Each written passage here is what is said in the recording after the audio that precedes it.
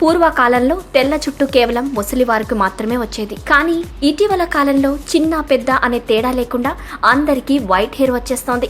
Pollution, strain, పోషకాహార లోపం, షాంపూలు, హెరిడిటరీ ఇలా వైట్ హెయిర్ కు రకరకాల కారణాలు చెప్తున్నారు డాక్టర్లు.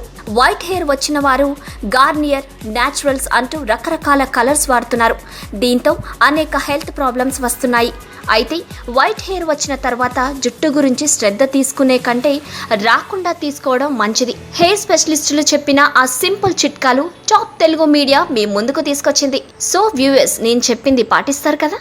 4 స్పూన్లు గోరువెచ్చటి కొబ్బరి నూనెను తలకు పట్టించాలి.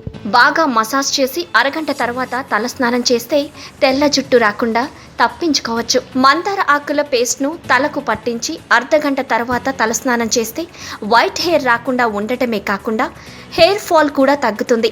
అలాగే మందార పువ్వులను ఎండపెట్టి ఆ పొడిని ఆల్మండ్ ఆయిల్తో కలిపి రాత్రిపూట తలకు అప్లై చేయాలి. ఉదయాన్నే హెడ్ బాత్ చేయడం వల్ల తెల్లపడ్డ జుట్టు కూడా క్రమేపీ నల్లబడుతుందని హెయిర్ ఎక్స్పర్ట్స్ చెప్తున్నారు.